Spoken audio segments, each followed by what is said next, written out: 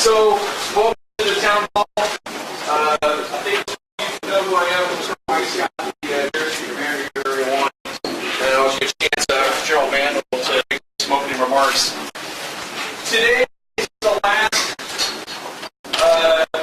change of the format that we're currently using. What I'm trying to do is solicit some ideas.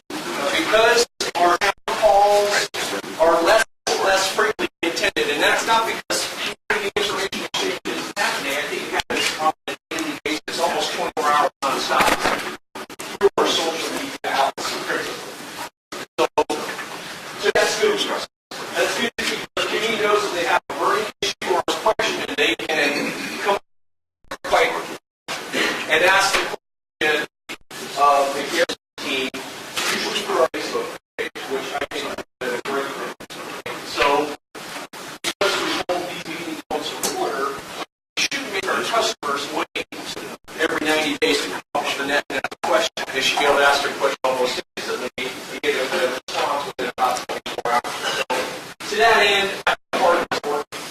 And so the next time we host this venue next quarter, it's going to be my proposal that we do more of a key leaders exchange of ideas and events across the community.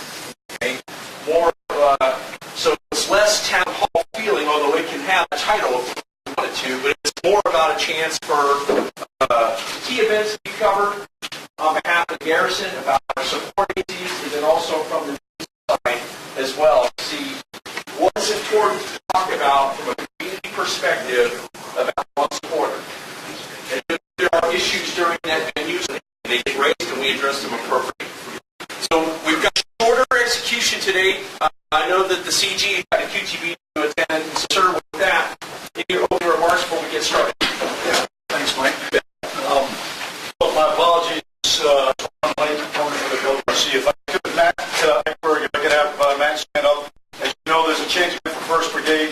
Not put you on the spot, but just so you all know. Matt's coming to us from Fort Lewis, and absolute farewell. Lou Bay doing a great job that the Honor Brigade does with leadership.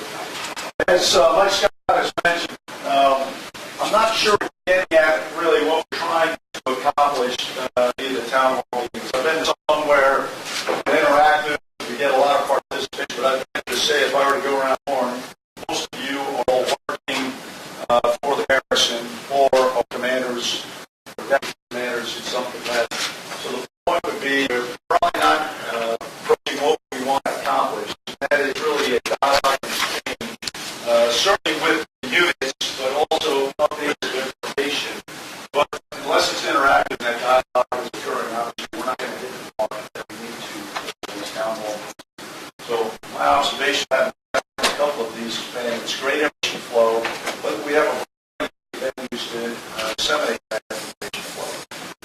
And so that's probably appropriate using some of those forums. That doesn't mean we don't have updates, but we really need to get at what we're trying to accomplish. That to me is the users, which are the soldiers and their family members, trying to get that interactive goal and that dialogue exchange that's something that I think is critical for this really great forum. So I appreciate all of the efforts. This is not disparaging to any of you on all the great work that you do. But as you look around, not too many visitors here, those that have to be here. So that's what we got to get at. So I ask for you collectively, us, our community, and collectively we all want it, good, bad, or otherwise.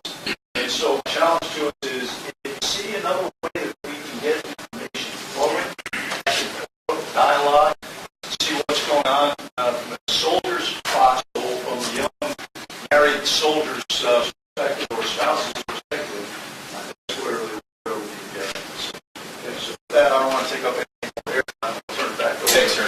All right. Steve, real quick, if we could, please, and I'll keep your time. Okay, sir. General Scott, Brigade Commanders, community members, welcome to the town hall meeting.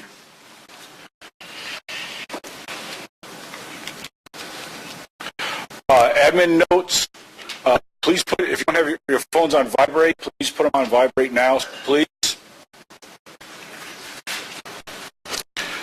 Restrooms are out here in the hallway.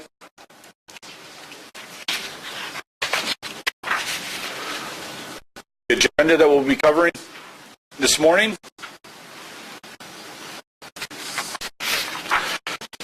Future significant events for the next 4 months. February, we do have a holiday coming up, and key resolve in the final week of February,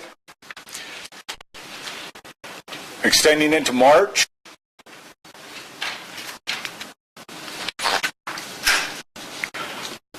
April, probably for most community members, spring recess, big event. You have your children for a week, and then school resumes on the 14th.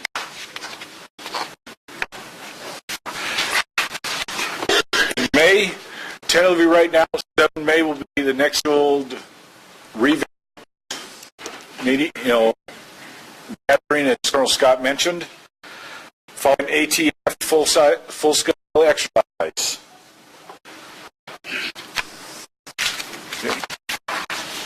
Hey, Dean, can you go back one, please? I just want to highlight this, to your month of May, if you could, please.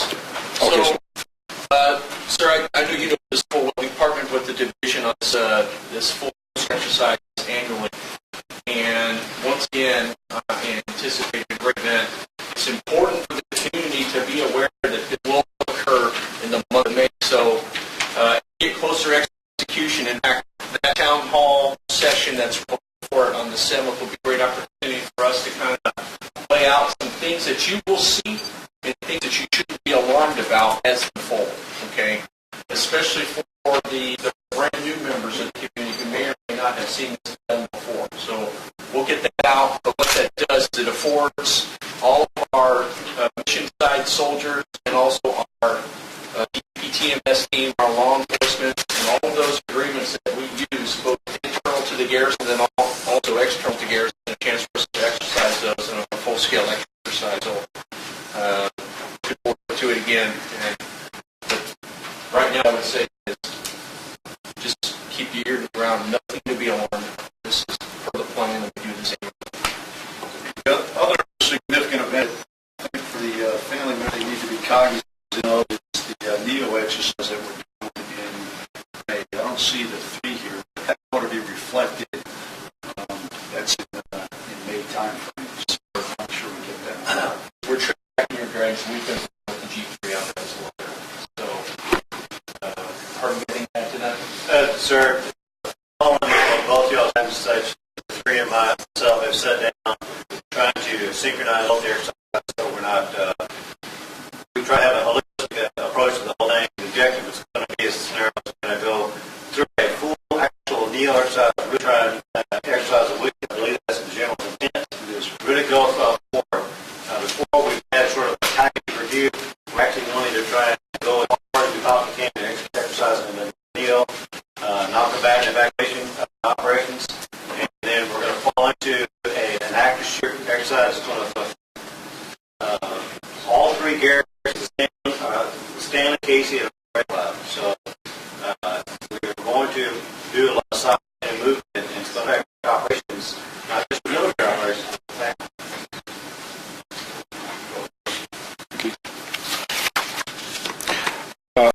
Handouts there's handouts out in the hallway from organizations that are not briefing today, as well as tables set up for different organizations within the one out in the hallway, sir.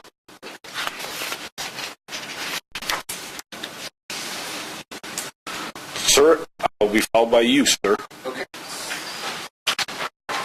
The only thing that I want to highlight,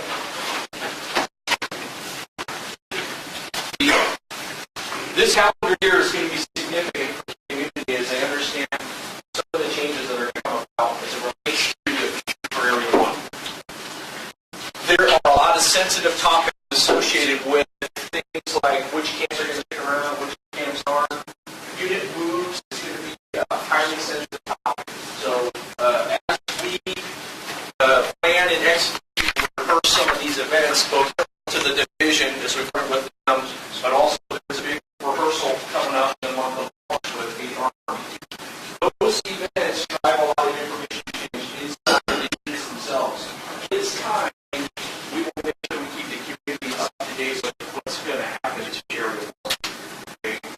things are going to change over years. And what's going to be important, and I know General Randall is very hot on this, is that we maintain strategic communication perfectly with our families currently here, but also with our families that are moving down from the United States, especially like PCS. The searches are going to change the areas. Right? And principally what's going to go away is family-related services start to lessen at around the FY 17. Okay? So when it's time, we'll let the community know what's going to happen. Okay? Some of these things are still worked out. And it will be our desire to always try to put out the information one time, and not have to keep putting it out with changes. And that's the challenge. So, does anybody have any questions related to that topic? Is it related to transformations? There's some change coming up on the horizon. Lou, from your box, is there anything else that might be important in reference to the transformation bid? Okay. Is there any comments? And I'm sorry, I missed some of that, Mike. I think it's important to note in the next 2 years there are going to be significant transformation across Casey, Holy Stanley, Red Cloud. And I think it's important that as we go through the rock drill 2 weeks ago to work through synchronization of some of it. There are still some major decisions left made with regard to negotiations and discussions on Casey as a residual footprint for 2IV, Task Force 210 fire board, rotation brigade, combat teams, rotational MLRS battalions. But that is going to change the makeup of this community significantly. As you look at rotational brigade combat teams coming here for 9, obviously they're going to be that's going to really change how we look and the support services that we provide as a community. So collectively, what you'll see is decisions that have been made with regards to the CDCs, closure dates, and with regards to the elementary school and the other schools and other family support capacity that we have here. And so all of that really needs to be synchronized. How we're going to get that integrated. Not only how we focus on readiness and rotation forces, we look at how does that in comparison and support services that are provided. Because it's a different perspective than by 2016 when it gets there. And so we got to start working. Okay, the next brief, Mr. Garcia.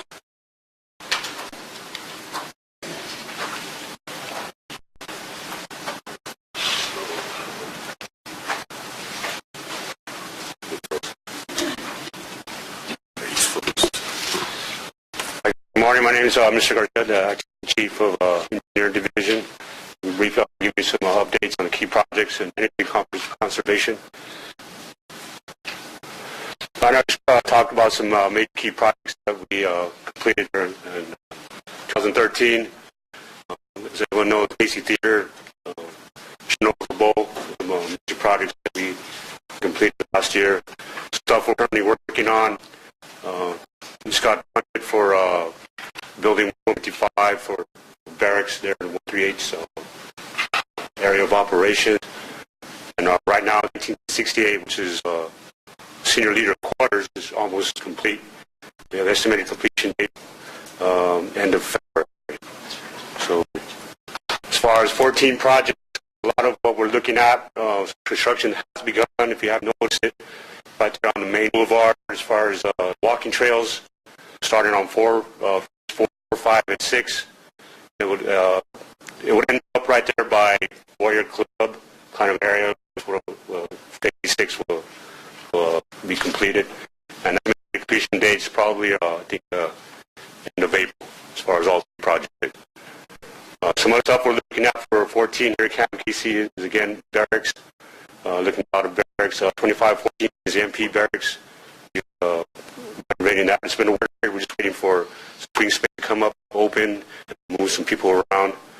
And also 1872, I believe that's 29, one of their barracks. And 82 is our senior leader quarter. We're looking at 14. Some of the barracks here at Camp Casey. For the big projects here going on at Camp Casey.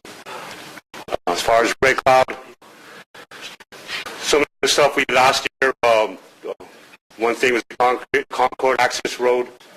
A site right behind Red Cloud. The road was in pretty bad shape because of the monsoon season, so we got some funding to repair that road.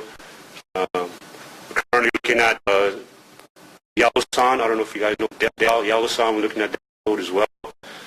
It's an issue plan stages right now. That's why it's not here yet. Some of the project 14 we're looking at is to repave the main road at Camp Red Cloud. And also some back there to one building there at Camp Red Cloud. Camp Stanley, as far as 13 projects, everyone knows the main focus last year was the cab. Most of our work was getting out those barracks and facilities ready for the Camp Stanley. And that's ongoing. We'll have to, we're working on additional building. We should get requirements now. We're working on that. As far as 14 projects, we're working on trying to repair additional 5 SLQ barracks. The Camp Stanley. Right now we're in trying to get submitted for design, but we're trying to get it done sometime this year. Hopefully we get it done before the script that might happen. It kind of at least help us a little bit as far as space there in October. So we're trying to work on those barracks. As far as energy conservation, just summation, potential savings. Right now, we turn off, DPW turns off all hot water in most admin buildings, and we have a potential savings, annual potential savings about $450,000. As far as temperature control, in the summertime about 78, and the wintertime about 68.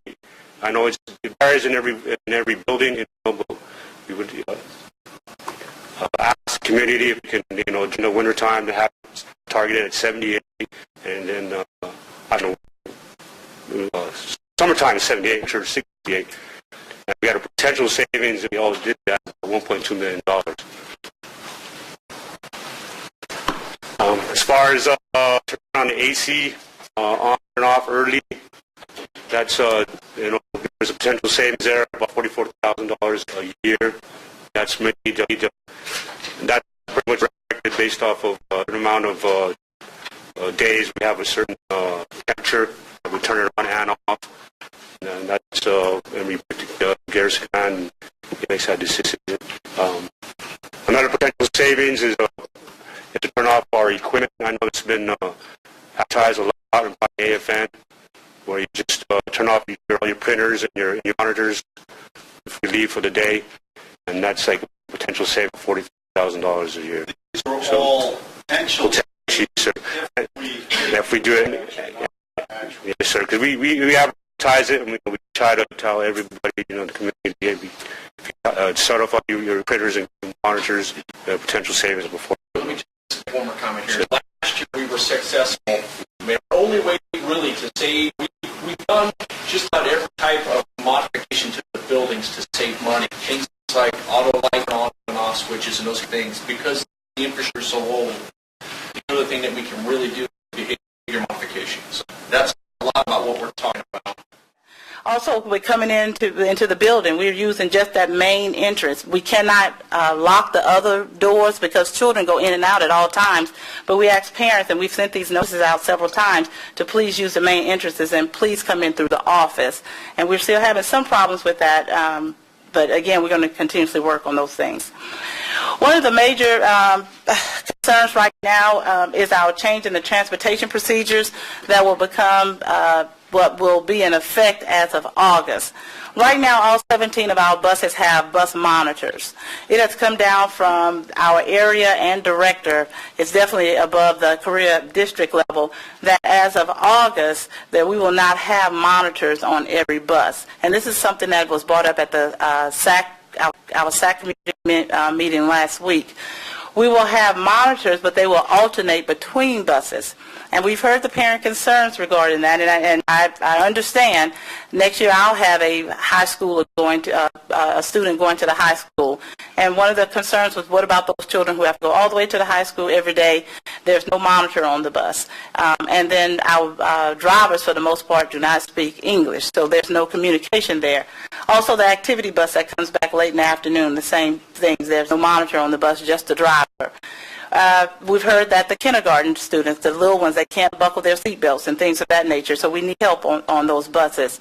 So the SAC committee heard all of these concerns, and we can't say that we don't agree with them, but what we've decided to do is just to send up a letter to the superintendent, Dr. Miller, and to our area director, Dr. Curtis, Linda Curtis, and ask for either a reconsideration for this area because of our distances, or to at least push back a day, because at some point it's going to be closing anyway, so if we could just delay the process for us.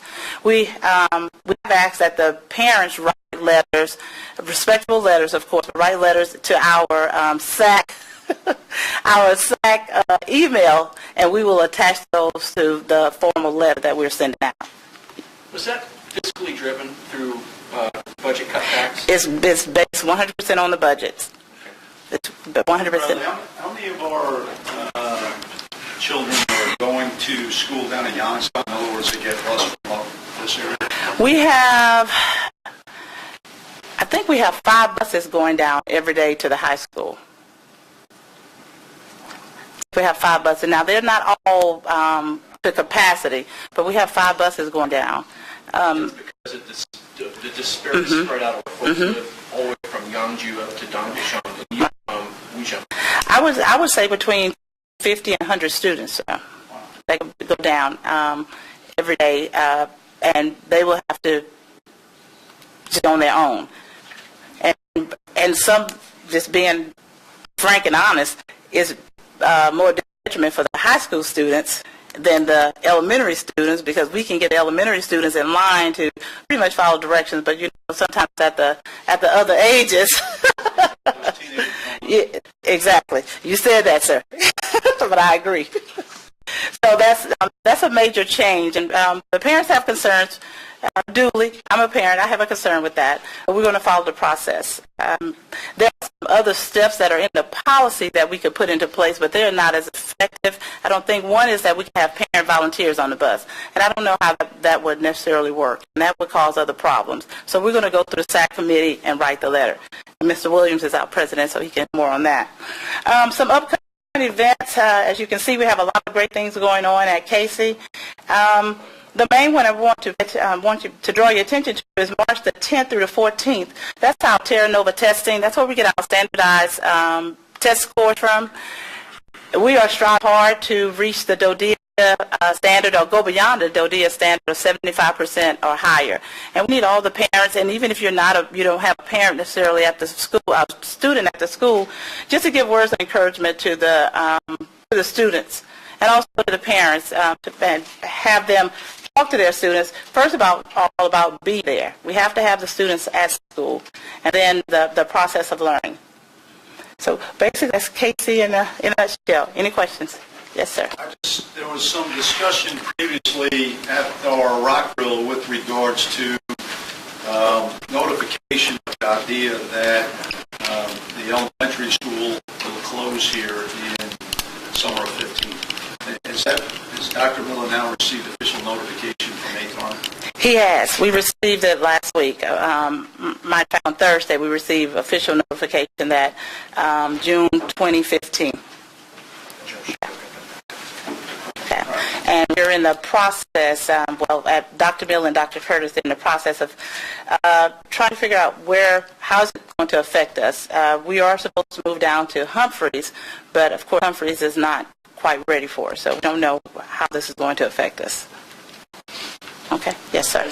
As you hear back on your bus monitoring situation, if it comes to play out that there's not going to be a delay per your request, can we explore options for volunteer work on the buses? Is that even a consideration? It is a consideration. We would definitely have to go through some training with them, checks and that kind of right, background checks, and work out some logistical things with them, but it's definitely a possibility. Yes, sir. Just as, speaking as a concerned parent on something, I'd like to ask something. I've been kind of watching the school transformation process. We're talking about shutting this school down. We've got how many buses of kids that are going to the kids elementary and stuff. We have approximately 5 buses going down to Seoul. We shut the school down. During the information, have we addressed at what point do we now tell parents to quit bringing your kids to Area 1?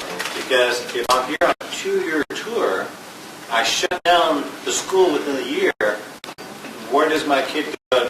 Is Youngsan still going to go, or is that also new? So am I looking at my kid now being all the way down to Humphreys Osan bus? Do I send my family back now as no longer a company? I haven't heard those questions asked. From my understanding, as of April, we will have no more accompanied families in this area. Is that correct? That's what. Actually, effective 1 February. Okay. Now, command sponsorship program is no longer. There are some exceptions to policy that will be granted for specific CSL select positions. Those that are battalion commanders, etc. But by and large, it will be because their families are beyond son. So what we're doing is trying to advertise the fact that the support system that typically we associate with many installations for supporting families, CCs, etc. So we've got to get our StratCom straight, is the bottom line, and start having this disseminated so that everybody understands if you're coming to the pen and you're going to be assigned in Area 1, you will not have the life support associated with family requirements that typically you see on most installations. Okay. Another question that has come up several times is that when the school closes in June of 2015, if and when, what about the families that are still here? What about those children? My understanding at this time is that they will be, the elementary from kindergarten all the way up, will be bused to Youngsan for at least a year until all phase out. Is that your understanding also? I believe I can't answer for Area 2. My understanding is Youngsan schools will remain open a little bit longer. It won't be 15 without close. Exactly. So again, that's all contingent based on the construction at Humphreys and completion of most of that before that starts to migrate. So I think it'll be a little bit later than what was originally projected. Okay. So our children will go there for at least a year. Okay. Harvey, I think that's a great question, and sir, as we solidify, we'll codify some of the guidance that we work through HRC practices that we've put in place with our civilian hiring practice as well. So our DA civilians who come from CONUS, we'll work with them on an interview basis, and once a selection is made, we're very clear about whatever current services actually reside in the area. But I think the discussion point is a great one because what we've got to do is through all venues be able to disseminate information. So regardless of how you're getting your information, whether it's from a Garrison website or DIA website, all are cognizant that those capacities, that capability no longer exists as of 2015. And so we need to make sure that all are cognizant of it when they make decisions on bringing the family. If I may answer, the footprint we have right here, we've got literally 2 ID, we've got Harrison, but there's those other venues, is, I believe here, I saw First Settlement Brigade, the other, they had 4/3 here, making sure that they understand that this is being shut down, so they don't go back to the 8th Army commander saying, hey, y'all shutting down. They need to understand that this is an effort and aspect. Is I got a feeling that if I have those at the table listening, we'll be missing the ball. Yeah, I don't disagree. There are some tenant units and other units not in 2ID that are obviously here in our footprint in Area 1, and they can be informed of all of it, which goes back to our discussion on, I think, the interactive nature of this venue back to the point is we got to get the strap on.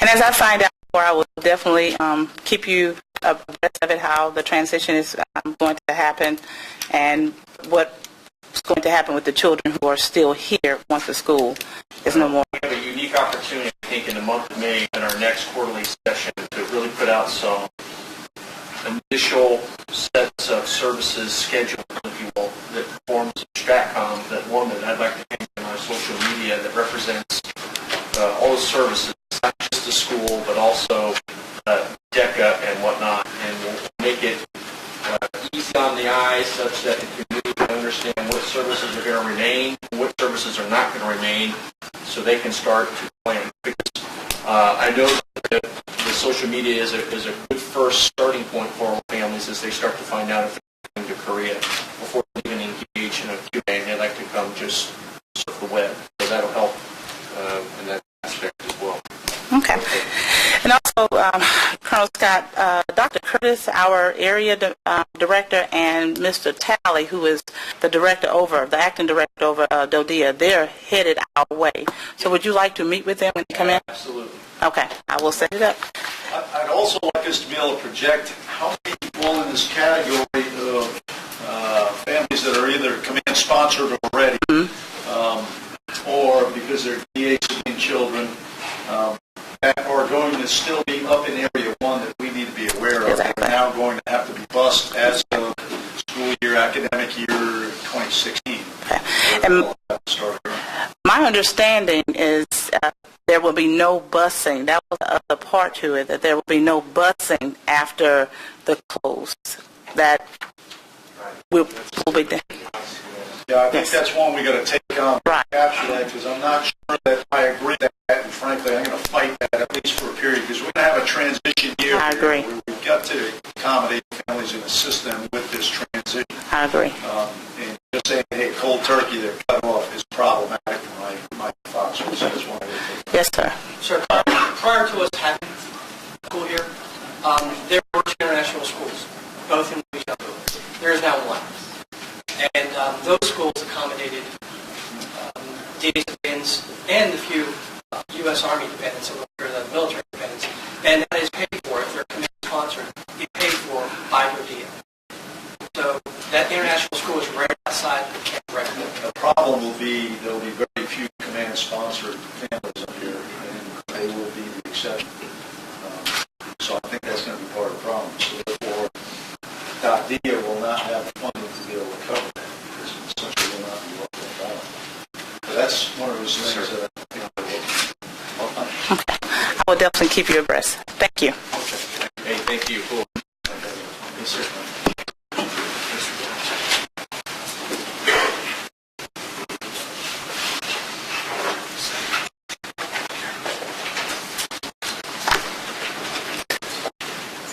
Good morning, everybody. I'm Scott Meredith. I'm representing Mr. Jamie Hawkins for DFMWR. These are our services provided across all the camps.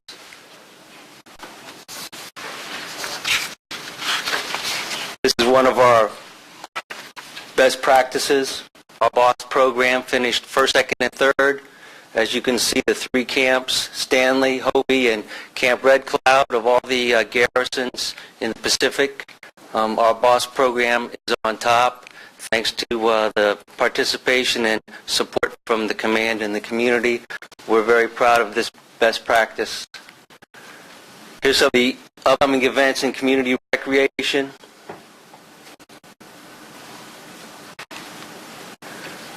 Business operations, some of the things that are new.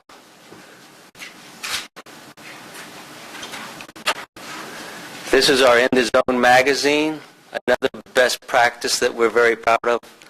Has all the information, a great tool for people that are just arriving, has bus schedules and train schedules and all sorts of other information. So please encourage people. These can be found all over the community. Pick one up. It's a great tool. At the Buccaneer Bowl, the newly renovated Buccaneer Bowl, we have a new Black Angus burger we want to highlight.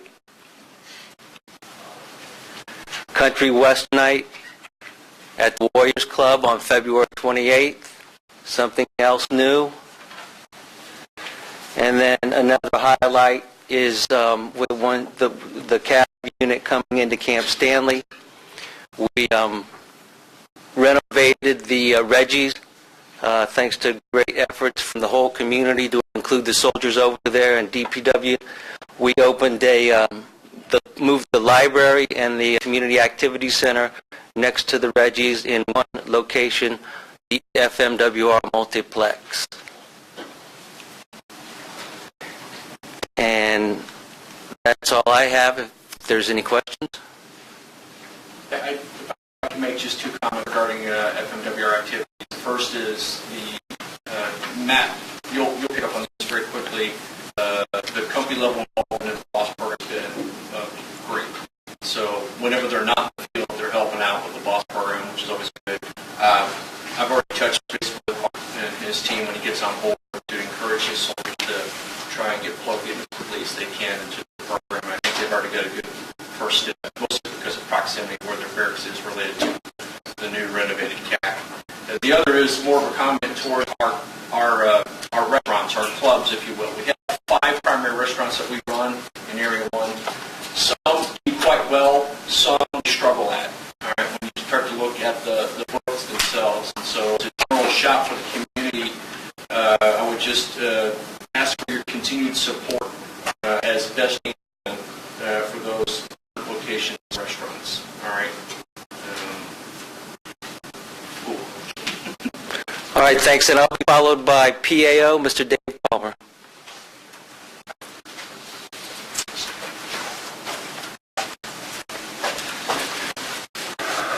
Okay. Good morning, everybody. No joke, Dave. No jokes. Pretty simple, straightforward. I curate the social media and the command information programs here for Area 1. Those are our 2 primary websites. You can see some similarities there with the Red Cloud Casey at the end of the URL. We hope that you make these your source for information in Area 1. Again, I consider myself a force multiplier for folks like the Commissary and APHIS and FMWR, getting out their message on their activities for the community. But you are my force multipliers. Everything that you like or share gets out into your stream and gets shared by other folks and seen by other people, and come up online and ask us questions that we're happy to answer 24/7. Pretty much we do it within a 24-hour period anyway. Did have one more question from Facebook, and it is sort of an APHIS food court question. I'm going to summarize just a little bit, talking about if there are any healthy food initiatives that are possibly coming to the food court. That was kind of their primary complaint or comment, was that most of the food is Taco Bell or Burger King or Anthony's Pizza. Were there any other health food options maybe that were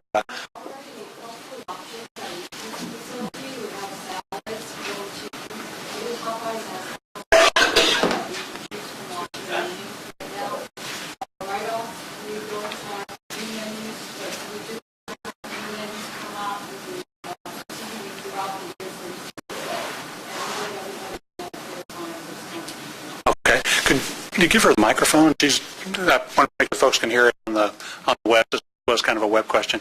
Just address some of the things that APHIS does in the food. We already have healthy food options in each food concept. We also have a Wednesday 20% off with your Star card if you buy salad. It's a salad day off on every Wednesday, and every food concept has one sort of salad or other that you can choose from. You can ask specific toppings or meat or whatever. And throughout the year, Headquarters does send out promotions on healthy food options or new menus that are promoted throughout the year. Thank you very much. And any other questions for me? I'll be followed by Dean.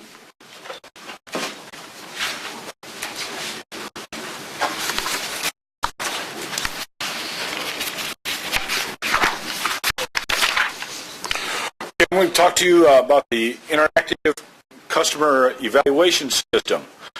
Basically, we want to hear from you. I want to cover the 2 different ways that you can submit comments, but we want to hear from you to see how are we doing. We want to hear good, bad, indifferent. We want to hear from you. Your voice is good, is what we want to hear. There's two ways for you to make comments. On the left, there's the manual system. It's a customer evaluation card. You write comments in there, drop it in a box. There'll be white plastic boxes around different MCOM facilities where you can drop these cards in. And these cards are collected approximately every 2 weeks, entered into the web system, and then if you're requesting a response to hear back from us, we are required within 3 days of answering back those comments once they're entered into the website. Okay. The other way to make comments is to go online. If you go to the Garrison's homepage, on the left-hand side, there's a little says ICE. Right below it is the web link, and you can go in there, select what service you want to make a comment about, and then hit submit. Okay? Oh, you go to Pacific. I got ahead of myself a little bit. You go to Pacific, select which camp you want to go to, you want to make that you're at, that you want to make the comment at. Camp Casey, Hovey, Stanley, Castle, CRC, any of the camps in Area 1. And then drill down to which facility you want. Now, there are some organizations in Area 1 that do not participate in the MCOM ICE system, or the ICE system. For commissaries now, you can go to commissaries.com and drill down into, again, Casey, Stanley, or CRC commissaries and make comments right there about their services. The other non-participants, we can't guarantee it. I try my best to get those comments to the directors of those facilities or organizations so they can address your concerns. If there's are there any questions on the ICE system? If not, I'll be followed by Colonel Scott. Yes, we have a question in the back.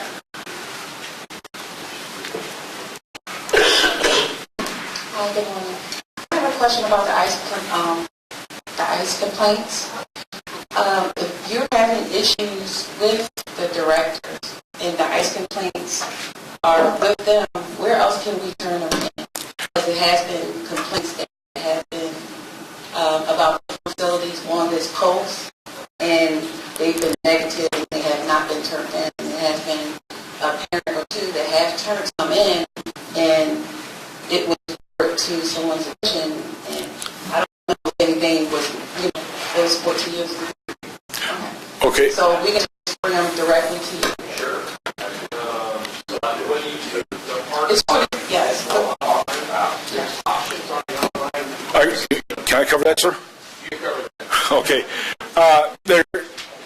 Within the ICE system, each one of the directors has a link to the director himself where you can make those comments, or to the garrison commander of either Red Cloud or Casey. I go in and look at comments 2-3 times a day. And so sometimes I'll see some that going, oh, wait a minute, this person is actually making a complaint against the director of PAIO, well, or against me. Well, I can't answer a complaint against me, so I would forward it to my boss. And so that's what I look at. So if there's one for the director of CDC, okay, I would look at that going, okay, maybe, and then I also talk to my boss too, Mr. James, say, hey, this one's against the director. We need to elevate it up to the director of DFMWR. But what if it went to that director? Then it would have to actually go to Colonel Scott and Mr. Giddens. So without a microphone, the easiest way is to get inside the car. I think that's the system we use. Colonel Scott email, I got email, we'll blow. We run in that before where it was against the boss in a different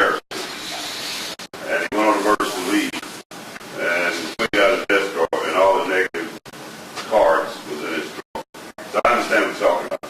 Email, ICE and Justice System. You got an issue, send me an email, say Colonel Scott email, and then we'll react to it. But don't wait on ICE. If, you know, it will happen if it's against the record. You asked this question. So I think some of our community members probably get frustrated with there's a bureaucracy in place. And I'm trying to, commander, try to tear down the system, just have direct access. Okay. So, Mr. Giddens says, if you've got something that you feel like it's not getting the attention that you tried the ICE system, I'm seeing direct, I need to know, write me an email. If people get on Facebook, our informal way of complaining, and they go to there, but the whole community, if that's what you think you want to do. I'm committed to trying to address everyone's issues as quickly as we can. Okay? So I encourage everyone to ma'am, thank you for that question, and hopefully we can still hear from you, and we'll get back to whatever needs to be done. All right, so I'm going to try to wrap things up. We're just going over an hour. And look, the format that we're using in here is always about trying to make the community better and share information and solve problems for the time. So next time in May, I'm going to try and make it less, we'll videotape it for the community so they can listen in. But I'm not going to call it a town hall, okay? I think it's the wrong venue.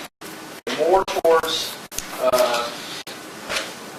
panel, a community panel that's open to everyone. I'm going to ask for certain entities to come so we can talk and share what's going on in the community, right? There'll be basically all of our support agencies, all of our garrison folks, and then all on the mission side. Those three major communities can sit down and talk about what's key, what needs to be resolved, and highlight certain key events, okay? And we'll use a roundtable type of discussion. Does that generally work for most folks in the room? Does anyone object? I think it's worth me trying one time and then highlights will include some of the significant muscle movements associated with the transformation of the economy. Okay, all the different moves, some of the decisions that came out either from the division commander, General Tempo, or even from General Scout Lottery, as we finish up our rock program in March. And I really appreciate Casey Elementary, ma'am, Dr. Rudd, thank you so much for your notes. Congratulations on your accreditation. Casey Wolves, you guys rock. I think you have a great school there. And we've got a big curveball to swing at, though, when it comes to shutting down the school. And I think the boss has got a great point. You can't go cold turkey in some transportation options. We're going to have to figure around that. Okay. All right. Any questions or concerns of me before we wrap up? From the hiring team? Mr. Keaton, sir. What's happening with the command stuff? Thank you. So, on the 24th of this month, the Commanding General, hosted by the garrison, is going to award our first Commander's Cup ceremony to 3 company command teams who have excelled in participating in all kinds of different programs across the community.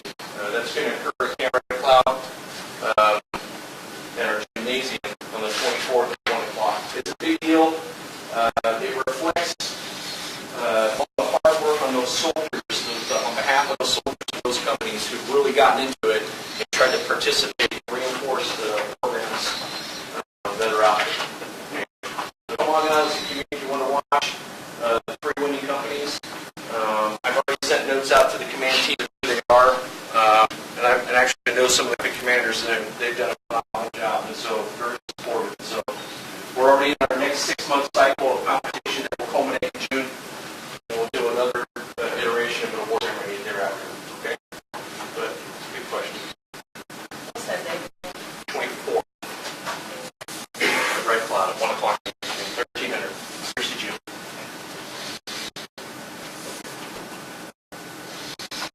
All right, any other questions? All right. Hey, thanks again for your time.